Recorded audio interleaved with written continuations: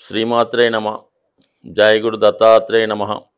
ఈ వీడియోలో మనం జూలై 28వ తారీఖు నుంచి ఆగస్టు 3వ తారీఖు మధ్యలో జరగబోయే వారఫలాలు ఏ విధంగా ఉంటాయో తెలుసుకునే ముందు ఈ వారం యొక్క గ్రహస్థితి పరిశీలించినప్పుడు మామూలుగానే శని వక్రగమనంతో కుంభరాశి యందు, రాహువు మీనరాశిలోను, కుజ గురులు వృషభ రాశి యందు, రవి శుక్రులు కర్కాటకంలో ఉంటూ, సింహంలో బుధుడు, మరి కన్యలో కేతువు.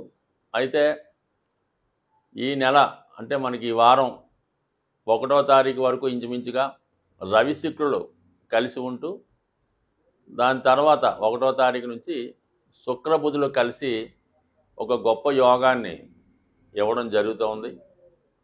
సో దాని ప్రభావం ఎక్కువగా విద్యార్థులకి చాలా అనుకూలంగా ఉంటుంది. నూతన వ్యాపార ప్రారంభం చేద్దాం అనుకున్న వాళ్ళకి అనుకూలంగా ఉంటుంది. ఎప్పుడైనా సరే మన గోచారం జరుగుతున్నప్పుడు ఏదైనా గ్రహం బలహీనంగా ఉన్నప్పుడు ఆ గ్రహానికి సంబంధించినటువంటి కార్యక్రమాలు చేయడం వల్ల పెద్దగా సక్సెస్ అవ్వడం జరగదు. అదే ఒక గ్రహం బలంగా ఉన్నప్పుడు ఆ గ్రహానికి సంబంధించినటువంటి కార్యక్రమాలు చేపట్టడం వల్ల కంప్లీట్గా అవి సక్సెస్ అవుతాయి. ఉదాహరణకి మనకి ఈ గురుమౌఢ్యం జరిగినప్పుడు, శుక్రమౌఢ్యం జరిగినప్పుడు శుభకార్యాలు కానీ, నూతన వ్యాపార ప్రారంభాలు, శుభకార్యాలు చేయడం జరగదు. ఎందుకంటే ఆ రెండు బలంగా ఉన్నాయి కాబట్టి అవి రాణించవు.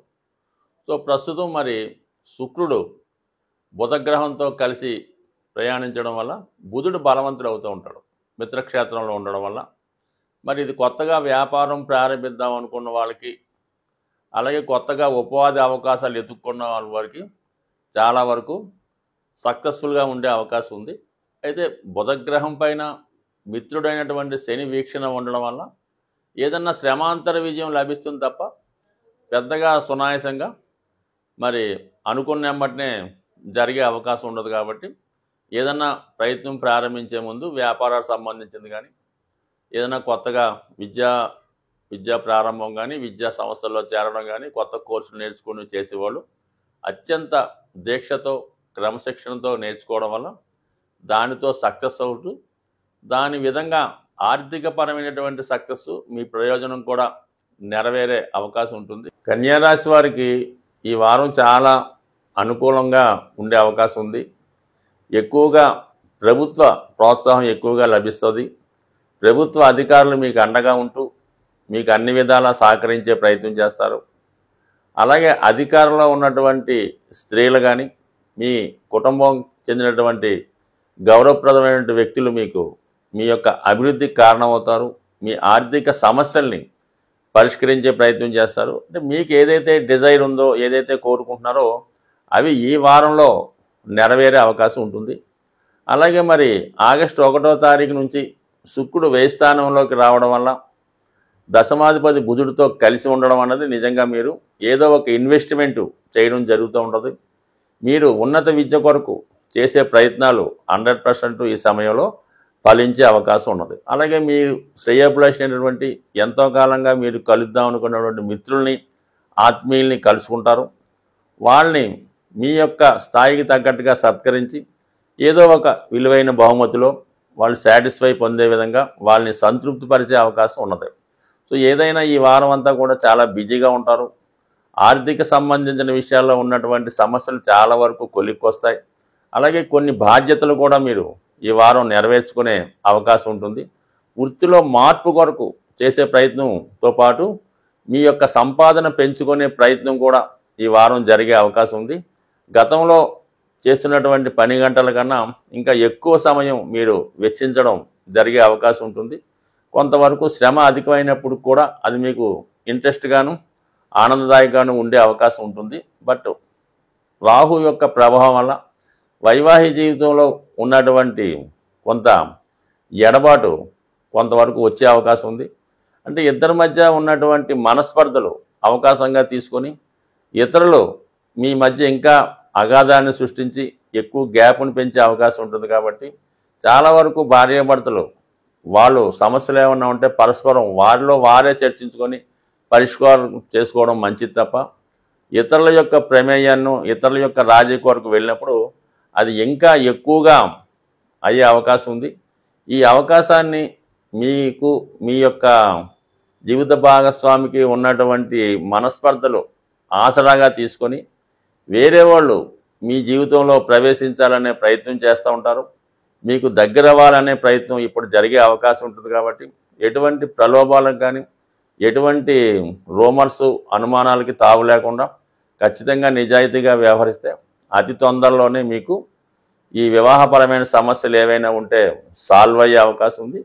తద్వారా అలాగే మీ జీవిత భాగస్వామి యొక్క హోదా పెరగడం వాళ్ళ యొక్క ఆదాయం కూడా పెరిగే అవకాశం ఉంటుంది. కాబట్టి చాలా వరకు చాలా నిదానంగా వ్యవహరించడం మంచిది. అనుమానాన్ని తగ్గించుకొని రియలిస్టిక్గా ఆలోచిస్తే బాగుంటుంది.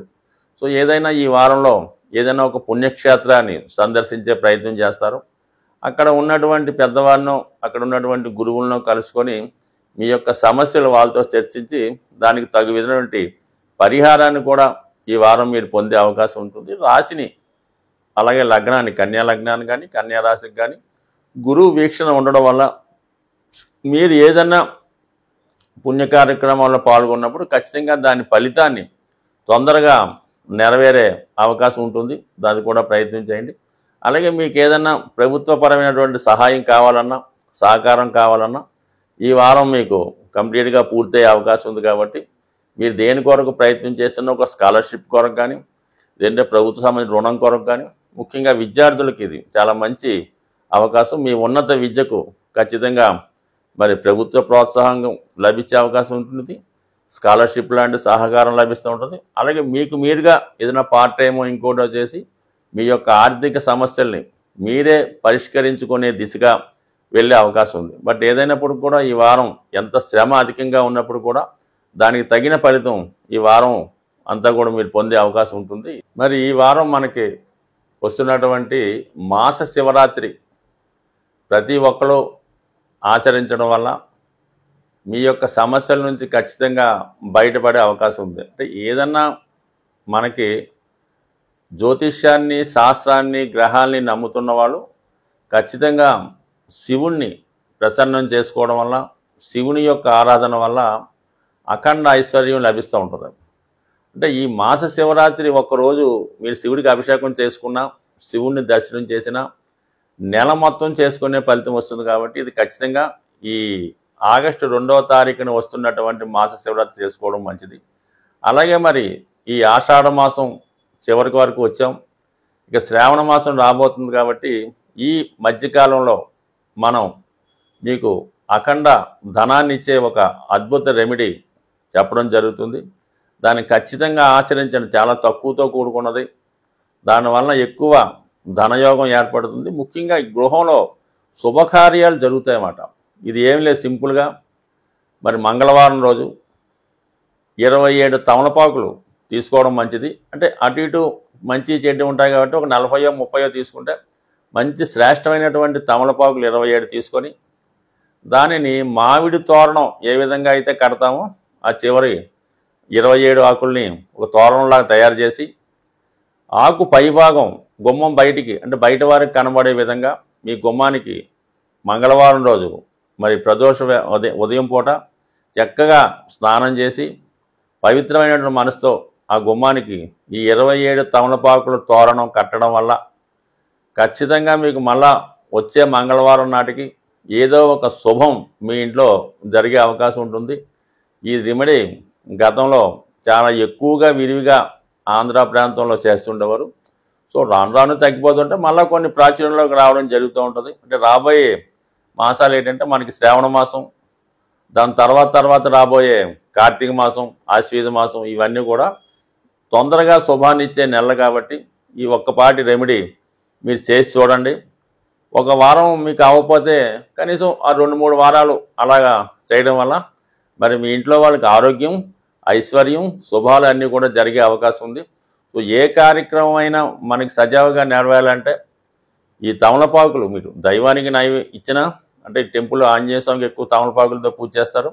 అలాగే ఏ దైవానికైనా తమలపాకులతో మరి మీ యొక్క కోరిక చెప్పడం వల్ల, తమలపాకులు సమర్పించడం వల్ల, అంటే ఒట్టి తమలపాకులే కాకుండా దాంట్లో చెక్కో ఏదో ఒకటి వేయడం వల్ల కంపల్సరిగా మీ కార్యక్రమం నెరవేరే అవకాశం ఉంటుంది. స్వస్తి.